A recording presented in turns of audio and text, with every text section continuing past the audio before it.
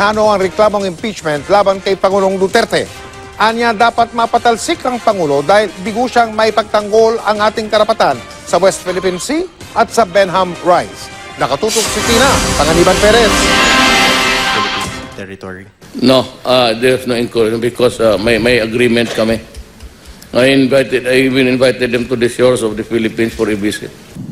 Ang pag-aming ito ni Pangulong Duterte na pinayagan niyang magpaikot-ikot ng 3 buwan sa Benham Rise, ang research vessel ng China, ayon kay Magdalo Congressman Gary Alejano, ay pagkabigo ng Pangulong ipaglaban ang karapatan natin sa Benham Rise.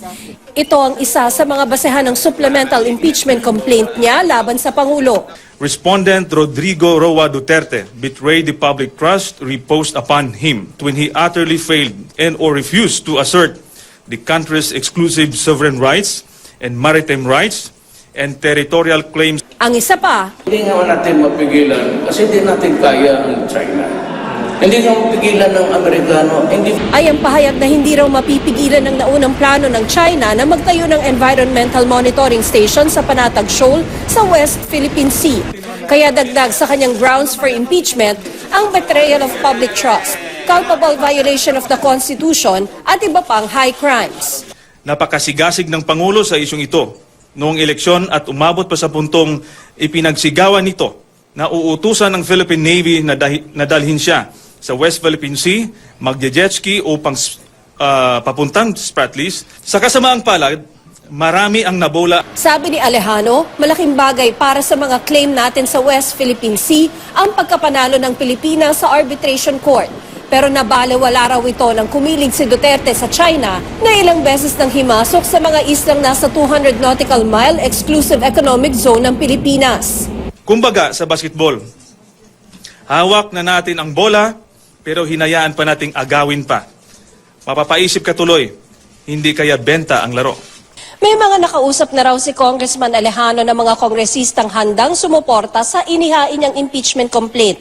Kapag nakakuha siya ng pirma ng 1/3 ng lahat ng kongresista, hindi na ito diringgin sa Kamara. Didiretso na ito sa Senate Impeachment Court.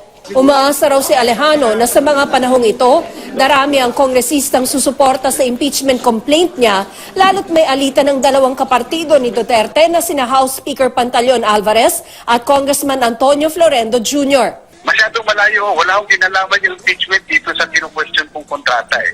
Ang isa pa raw factor, ang pagkakatanggal sa chairmanship ng mga kongresistang tumutol sa death penalty bill. Pero duda si House Majority Leader Rodolfo Fariñas na pwedeng maghain ng supplemental complaint sa impeachment.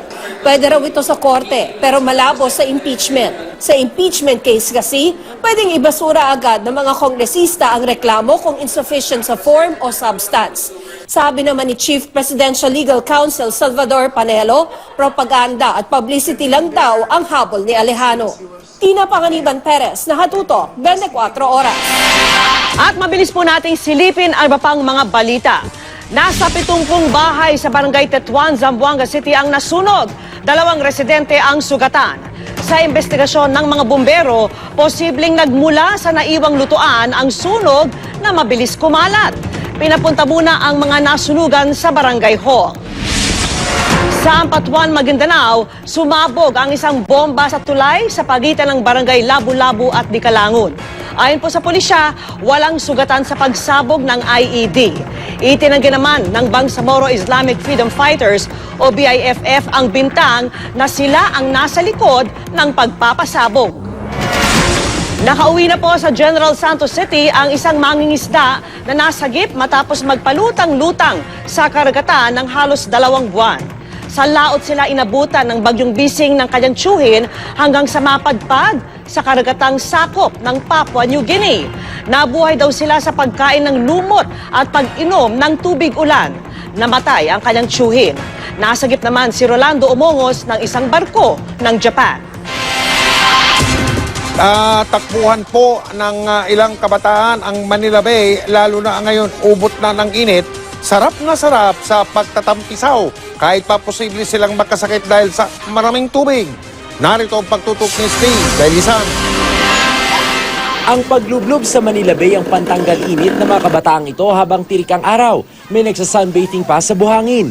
Dahil wala namang cottages sa Baseco, kanya-kanyang tolda o payong mga naliligo. Mainit. Nangangati po. Kung tutusin, bahagya na raw luminis itong tabing dagat nitong Baseco, pero meron pa rin mga basura dito sa buhanginan. Ang pangunahing problema nila rito, palikuran. Kapag inabot sila ng tawag ng kalikasan, syempre didiskarte sila kahit saan. At habang enjoy ang marami sa pag-swimming, sa di kalayuan, meron ding nagmimilagro. Meron pa namang nagpipiknik at kumakain habang naliligo. Hindi, kailangan talaga dapat dito lagyan ng cottage, tapos may CR, para kahit pa paano, yung mga taong naliligo, hindi na kung saan na lang mag-CR, di ba? Kahit ako, pag na-CR ako, siyempre, ang dito na lang. Kaya minsan dun, minsan sa Baton. Nito lang Pebrero, nag-water bucket challenge ang Manila Tourism Department para raw ipakita ang ligtas paliguan ng Manila Bay. Kinontra ito ng mismong Manila City Health Department. At ang Department of Health, taon-taon niya kung magpaalala na iwasang maligo sa Manila Bay, lalo't maaari itong magdulot ng sakit, lalo na sa mga nakakainom ng maruming tubig. Hindi raw porket lumilinaw ang tubig, ligtas na. Pwede rin maging grabe ang sakit na makuha. Katulad ng isang uri ng fungi na na-apektuhan yung utak natin at nagkakaroon tayo ng encephalitis. Steve Dailisa, nakatuto, 24 oras. Dahil po sa Executive Order para sa Freedom of Information o FOI, dapat ay mas madali nang makakuha ang publiko ng impormasyon mula sa mga ahensya ng gobyerno. Pero ganito na nga ba ang nangyayari? Tinutukan po yan ni Sandra Aguinaldo.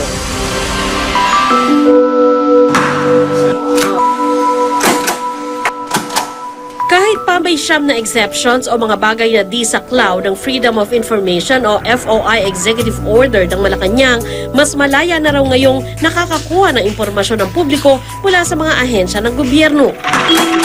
Para subukan ito, 5 ahensyang may kinalaman sa mga serbisyong panlipunan ang pinadalhan ng FOI request ng GMA News. Sa ilalim ng EO, kailangang magbigay ng written request ang sinumang hihingi na impormasyon mula sa gobyerno. Ang opisyal na tatanggap ng liham, tatatakan ito ng kanyang pangalan, posisyon at petsa kung kailan ito natanggap. At sa loob ng 15 araw, dapat ipaalam ng ahensya kung aprobado o hindi ang request. Kung mabusisi ang hinihinging impormasyon, dapat sabihan ng ahensya ang nag-request na kailangan nila ng extension na di lalampas sa 20 araw maliban sa mga pambihirang kaso. Ilang ulit ding tinawagan ng GMA News ang mga ahensyang pinadalhan ng liham. Laging sagot ng PCSO at DILG, pinoproseso pa ang aming request. We'll have to check with our concerned office kung saan bumagsak yung request nyo. Kasi kung if that is a particular document that will come from a particular office, then that will be endorsed appropriately. Hanggang ngayon, hindi pa rin nagpapaunlak ng panayam ang DILG. Ang SSS naman, nagsabing dapat daw muna silang makapanayam sa kanilang opisina bago ibigay ang hinihingi naming impormasyon. Instead of giving you the data and without any explanation, mas gusto namin, especially if kami na from a media, gusto namin explain sa inyo ng bakit ito lang ang pwede namin ibigay. Ang NHA at DOH agad namang nakapagbigay ng impormasyon. Yun nga lang hindi para sa lahat ng hinihingi naming datos. With the managers, nag-orient lang kami of late na yung importance talaga nung prescribed working days. I-charge mo na lang siya as birthdays. No? Depende yon sa kasilanan ng impormasyon. Depende yung kung gaano ka-recent yung information. Hindi decision sila if they can release incomplete or yung complete. Pero titingnan ko na ngayon. Ayon sa EO, dapat maglabas ng People's FOI Manual ang lahat ng ahensyang sakop nito, 4 na buwan matapos pirmahan ng utos. Sa kasalukuyan, 109 national government agencies at GOCCs o government-owned and controlled corporations na ang nakapagpasa ng FOI Manual ayon sa palasyo. Pero 6 na buwan na ang nakalipas, 34 na ahensya pa lamang ang may manual sa FOI website na ginawa alinsunod sa EO. You cannot expect government to actually be able to overnight change and fix a system that hasn't been there. At least alam na nung mga tao sa gobyerno, unti-unti, na meron palang ganong serbisyong dapat ibigay. Sandra Aguinaldo, nakatutok, 24 oras. Nagtasa ng malawakang operasyon ang mga otoridad sa lungsod ng Parañaque laban yan sa mga kriminal at iba pang mga lumalabag sa batas. Kabilang sa kanila ang halos 100 tao na umiinom o di kaya naghuhubad sa kalsada. Pati na yung mga lumalabag sa curfew. May mga nadatakip din dahil sa droga. Nakatutok si Von Aquino. Sa gabi-gabing pag-iikot ng Parañaque Police, marami pa rin daw silang nauhuling lumabag sa mga ordinansa ng lungsod. Kagabi 50 ang dinampot dahil nagiinuman sa pampublikong lugar. 14 ang inaresto dahil walang damit pang itaas, habang 33 kabataan ang nahuling lumalabag sa curfew. By next time around na mahuli sila dito, ay talagang kulungan na ang bagsak nila dito. Dahil sabi nga natin, siguro tama na yung haba ng panahon na sila ay pinagbibigyan natin. Sa kanila namang Oplan Galugad sa 3 barangay, arestado si Rafi Rosal, Michael Marcelo at Rogelio Idanan matapos mahulihan ng 3 sachet na hinihinalang shabu at ilang drug paraphernalia. Kahirapan po, sir. Wala po akong masuko ng trabaho, sir. Alam po namin masama po yun, pero magbibigyan po kami pagkakataon kahit mahirap na trabaho po, papasukin po namin. Bukod sa kanila, may nahuli rin silang 9 na may warrant of arrest para sa iba't ibang kaso. 15 motorsiklo rin ang kinumpiska ng mga pulis para isailalim sa verification. Von Aquino, Nakatutok, 24 Oras. Dumepensa ang The New York Times sa patutsada ng Malacanang na bahagi raw ng Aus Duterte plot ang inilabas nilang documentary tungkol sa giyera kontra droga ng Administrasyong Duterte. Ayon sa isang tagapagsalita ng New York Times, ang docu nilang pinamagatang When a President Says I'll Kill You, accurate na naisalarawan ang mga nangyayaring patayan sa bansa simula nang maupo sa pwesto si Duterte. Ang photographer daw na si Rafi Lerman ng Philippine Daily Inquirer na subject ng docu ay walang kapaguran daw nagtrabaho para idokumento ang mga pagpatay at ang mga nakaligtas upang ma-highlight ang kanilang humanity.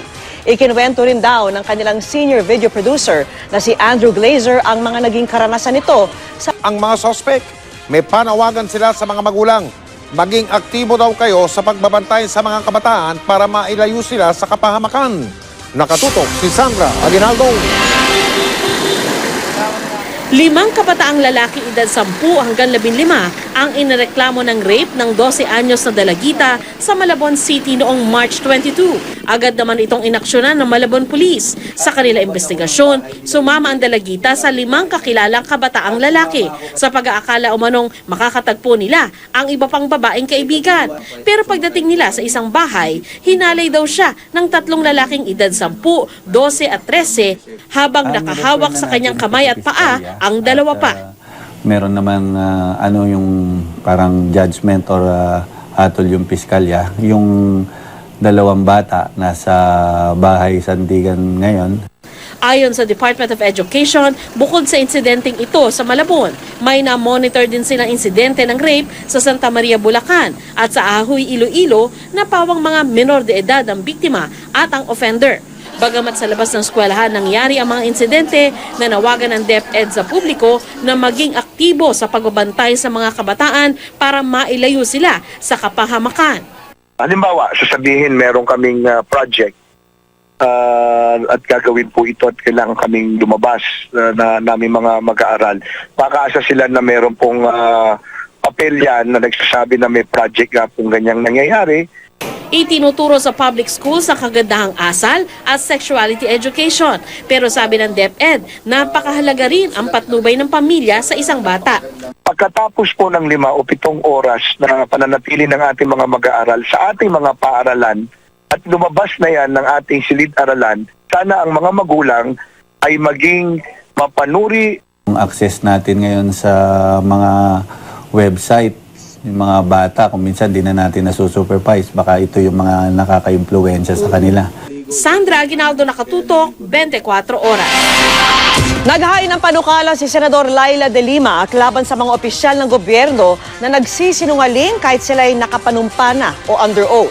Sa inihain niyang Senate Bill 1359, sakop pati ang mga opisyal na pinipilit ang iba na magsinungaling o kaya'y baligtaran ang nauna nilang testimonya. Bahagi raw ito ng commitment ng senadora para mapatibay ang criminal justice system sa bansa. Ayon kay De Lima, panahon na para pabigatin ang parusa para sa kasong perjury at subordination of perjury.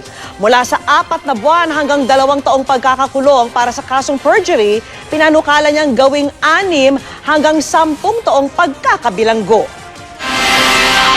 Bangkay na ng matakbuhan ng isang lalaking nakatambay lang at tapos ay dinampot ng mga nakabonet na salarin. Samantala, itinumba naman ng riding in tandem ang isang lalaki na kilalang sangkot umano sa droga. Nakatutok si Victoria Tulad. Ang nakikipaglamay lang na si Jefferson Makatugal, siya na ngayong pinagluluksa. Pinagbabaril siya kagabi ng riding in tandem sa Bagong Silang, Caloocan. Nakasombrero po, tapos ng panyo rito, nakatali. Sinubukang dalhin sa ospital si Makatugal dahil humihinga pa. Pero sa daan pa lang, namatay na siya. Ayon sa opisyal ng barangay, kilalang drug user at pusher si Makatugal. Hindi naman sila sumuko eh. Kasi pag may sumusuko kami nagte-turnover. Hindi ko alam ma'am kasi mga anak ko pero hindi ko naman anak yung katawan nila na lagi ko sila sinasamaan. Dahil kasi hindi karamdaman na nila. Isang 14 na taong gulang na babae ang nadamay sa pamamaril at isinugod sa Tala Hospital. Noong Lunes, binaril ang tricycle driver na si Virgilio Alapag. Gabi ng Martes, binaril ng riding in tandem din sa tapat ng barangay outpost ang purok leader na si Rodolfo Balweg Barreto. Sabi ng anak niya, posibleng napagbintangan ng ama na nagbibigay ng pangalan sa drugs watch list. Posibleng may galit din daw sa kanyang ama na matagal ng leader sa barangay. Sa barangay Bangkulasi, Navotas, patay sa tama ng bala sa ulo ang 20 taong gulang na si Raymart Shapo. Ayon sa kaibigan ni Shapo na tumangging humarap sa kamera, nakatambay lang sila bandang alas 11 kagabi sa Maliputo, Barangay North Bay Boulevard South, nang dumating ang 5 motorsiklo sakay ang 8 hanggang 9 na lalaking nakabonet. Hinanap daw nila si Shapo sa kanyang bahay at nang di nakita, sa Maliputo siya pinuntahan. Tumakbo raw si Shapo papasok sa bahay ng kaibigan, pero hinabol ng mga suspect hanggang sa ma-corner. Pilit daw isinama ng mga suspect si Shapo. Walang nagawa ang mga kaibigan niya dahil tinutukan sila ng baril. Makalipas ang ilang oras, sa punerarya na natagpuan si Shapo. Sabi ng mga pulis, nakuhanan ng 2 sachet ng hinihinalang shabu si Shapo. Pero sabi ng kanyang kaibigan, hindi nagdodroga at walang nakakaaway si Shapo. Lahat ng krimeng ito, patuloy pang iniimbestigahan. Victoria Tulad, nakatutok, 24 oras. Sa United Kingdom, isang lalaki ang tumalon mula sa Westminster Bridge sa London, England. Sa video, makikita po ang pagbagsak ng lalaki sa River Thames. Nangyari ito ilang oras bago ang isang vigil para gunitain ang mga biktima ng London terror attack noong nakaraang linggo, kung saan 5 ang nasawi at nasa 4 na po ang nasugatan. Agad na rumisponde ang mga rescuer pero hindi na muling nakita pa ang lalaki. Sa isa namang hiwalay na insidente, sinabi ng London Metropolitan Police na isang babae raw ang nasagip nila mula sa ilog. 3 aesthetic procedure, kabilang na ang liposuction. Inihahanda na po ng pulisya ang reklamo laban sa mga doktor at nurse na nag-opera sa biktima. Nakatutok si Emil Sumangil, exclusive. Multiple organ failure secondary to complications of cosmetic surgical procedures. Batay sa autopsy report, ito ang lumalabas na cause of death ng 29 anyos na biktimang si Shirley Anabe Saturnino. Kanina sa isinagawang case conference, nagkasundo ang Special Investigation Task Group Shiril na pabilisin ang pagpapalabas ng resulta ng histopathology examination para maisampa na ang reklamo laban sa mga nagsagawa ng medical procedure sa biktima.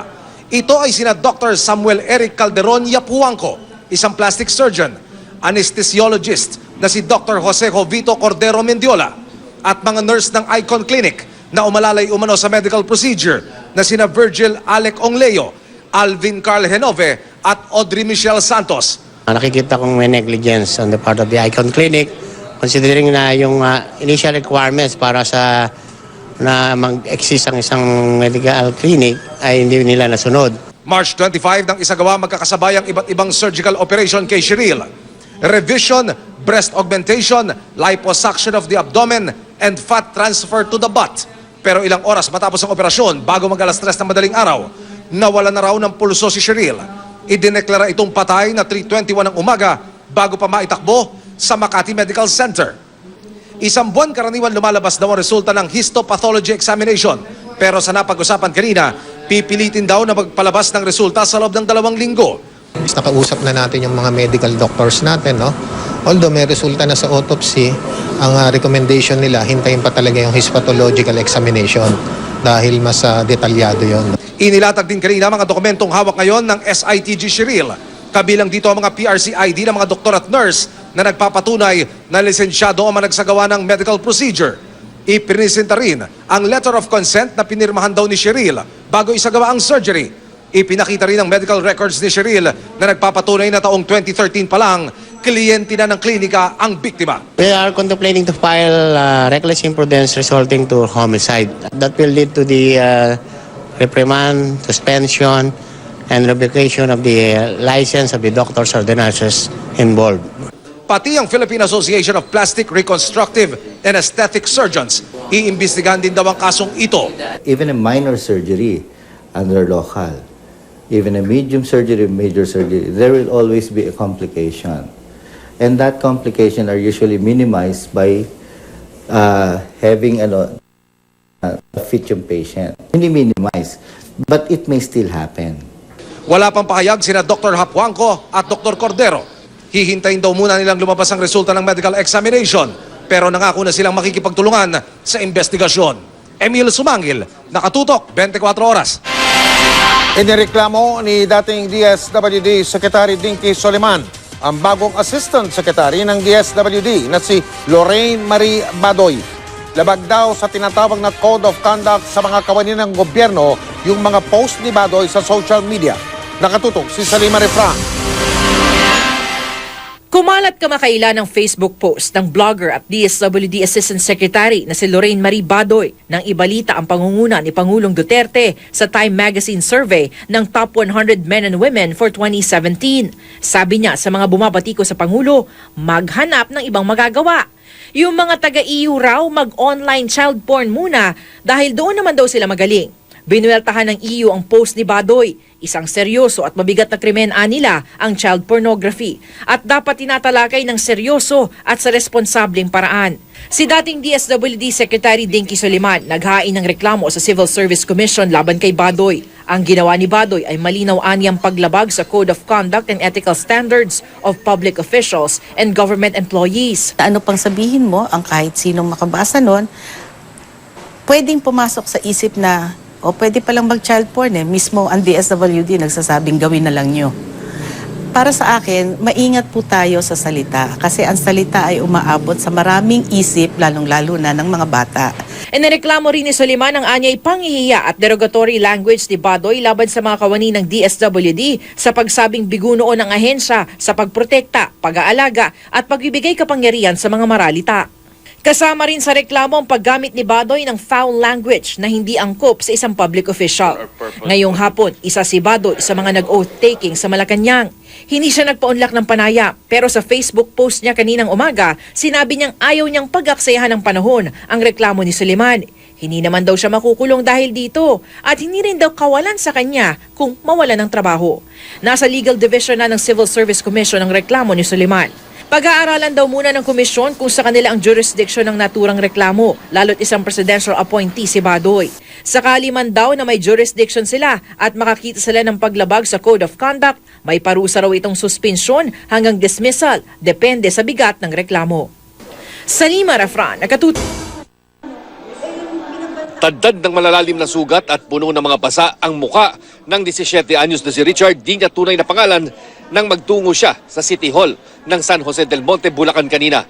Kwento ni Richard, alas 10 kagabi, napagkamalan daw silang magnanakaw ng manok sa Barangay Muzon sa Partida Phase 1. Kasama niya noon ang 15 taong gulang na itago natin sa pangalang Bobby.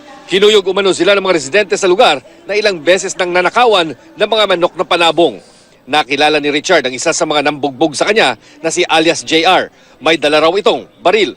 Sinabi niya po yun, ipuputok niyo daw sa akin eh. Saka ano po yun, tinutok niya talaga sa mukha ko saka sa katawan. Sila po ay nag-undergo ng physical exam, medical exam para po ma-determine yung extent ng kanilang injury. And then after which kami po ay magpa-file ng kaso laban po doon sa sinasabi ng dalawang minor na nambugbog sa kanila. Pero ayon sa nagre-reklamong may-ari umano ng ninakaw na manok, huli sa akto sina Richard at Bobby. Isinilid pa nga raw ang talisayang manok na ito sa loob ng t-shirt para di mahalata na ipinupuslit. Nakakuha nga ako ng mga kapitbahay na ayun, nagtakbo doon sa palayo. Palayo na. Ayun dyan sa may barbed wire. Tapos saan nakalagay yung manok? Sa ganyan. Pinasok sa ilalim. Ilang beses na rin daw na nakawa ng mga panabong na manok ang mga taga-barangay Muson. Kaya di na sila nakapagpigil ng mahuli ang dalawang sospek na menor de edad. Chino Gaston, Nakatutok, 24 Oras. Naghigpit ang DOLE para sa mga aplikanteng OFW na hindi dumaan sa aprobadong recruitment agency. Ang ibang aprobado na tuloy ng POA, hindi makaalis ng bansa. At nakatutok si JP Soriano. Sa direct hiring nakahanap ng trabaho bilang caregiver si Jonah at kanyang mga kasama. Matapos makumpleto ang dokumento, pinapupunta na raw sila sa Canada at Bermuda ng kanilang employer. Pero nagkaproblema, naghigpit daw ang DOLE sa pagbibigay ng Overseas Employment Certificate o OEC sa mga aplikanteng OFW na direct hiring o yung hindi dumaan sa Accredited Recruitment Agency ng POEA. Kasi hintay na po kami, urgent po kasi yung work namin. Ilang araw na raw silang nagbabakasakali sa DOLE. Umaasang makakaalis dahil aprobado na ng POEA ang mga papel nila. Andun yung urgency na kailangan kami ng employer. Kaya nadidelay kami because we cannot purchase a ticket without our OEC. Ang ilan sa kanila, malaki na raw ang nagastos sa pagpoproseso ng kanilang mga dokumento. Pero ayon sa DOLE at base sa POEA rules and regulations, bawal sa batas ang direct hiring sa mga OFW. Maliban na lang kung highly skilled worker ang aplikante, gaya ng doktor at nurse, kung mapapatunayang kamag-anak ang magiging employer. Kung ang employer mo ay isang Philippine diplomat at kung aprobado ng sekretary ng DOLE. Marami ang hindi qualified sa exemption na pinadadala sa amin ng POEA. Meaning, ina-approve nila. And then we are left with the dirty job of disapproving. Pinaiimbestigahan na ng DOLE ang POEA. Paano raw nakalusot sa POEA ang direct hired OFW applicants na hindi naman pasok sa exemptions? Na-discover ko na totoo na may anomaly. May mga fixers doon na nagdidemand ng pera from applicants. Ipinag-utos na rin ang balasahan sa mga opisyal at ilang tauhan sa POEA. Wala pang pahayagang